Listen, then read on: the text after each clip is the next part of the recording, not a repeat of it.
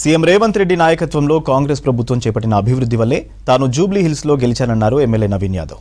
రాజ్యాంగ వజ్రోత్సవాల వేళ ఎమ్మెల్యేగా ప్రమాణ స్వీకారం చేయడం అదృష్టంగా భావిస్తున్నానన్నారు. జూబ్లీ హిల్స్ ప్రజలు తనపై పెట్టుకున్న నమ్మకాన్ని నిలబెట్టుకుంటానన్నారు నవీన్ యాదవ్.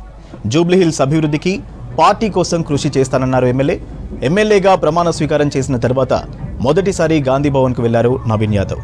ఈ సందర్భంగా సీఎం రేవంత్ రెడ్డి సహా పార్టీ నేతలకు ధన్యవాదాలు చెప్పారు.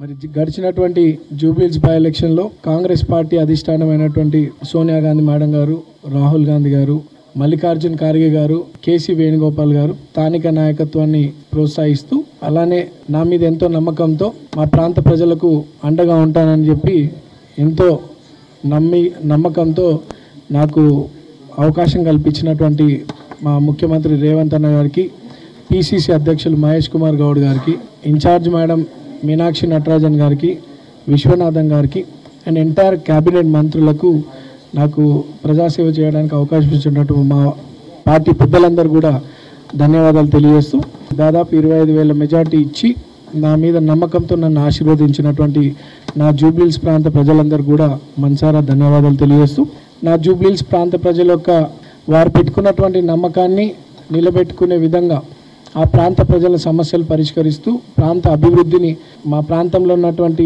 డెవలప్మెంట్ యాక్టివిటీస్ చేస్తూ వారి దగ్గర ఒక మంచి పేరు సంపాదించుకుంటాను.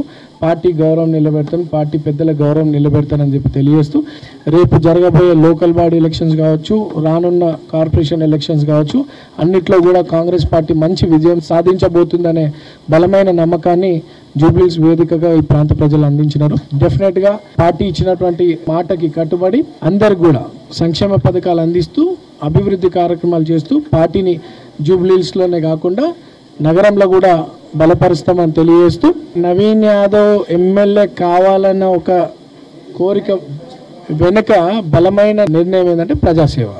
మా ప్రాంతం దాదాపు 80% ఒక స్లమ్.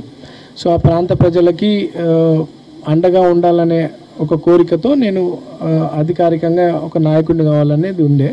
అండ్ చిన్న వయసులో 29 ఏళ్ళ వయసులోనే నేను ఎంఐఎం పార్టీ నుండి పోటీ చేసినప్పుడు చాలామంది ప్రజలు irrespective of caste, community, region and religion అందరూ కూడా నాకు పెద్ద ఎత్తున సపోర్ట్ చేయడం జరిగింది. ఆ రోజు 2nd ప్లేస్ వచ్చినాను. సో నాకు ప్రజల్లో మా కుటుంబం పట్ల గౌరవం, రిలేషన్షిప్, మా నాయకత్వం మీద నమ్మకం ఉందని నేను ఆ రోజు నుండి కూడా నిరంతరం పబ్లిక్లోనే ఉంటున్నాను. ఈరోజు ప్రజల ఆశీస్సులు, కాంగ్రెస్ పార్టీ పెద్దల ఆశీస్సులు, రేవంత్ అన్న బ్లెస్సింగ్స్తో ఈరోజు గెలవడం జరిగింది. అండ్ ముందు ఎట్లయితే నేను ప్రజలతో అంటే ఇర్రెస్పెక్ట్ ఆఫ్ క్యాస్ట్ ఎట్లయితే అందరితో కలిసిమెలిసి ఉన్నానో అట్లానే భవిష్యత్తులో కూడా ఉంటా. ఈరోజు నాకు ప్రజలు ఒక పెద్ద బాధ్యత, పార్టీ ఒక పెద్ద బాధ్యత ఇచ్చింది.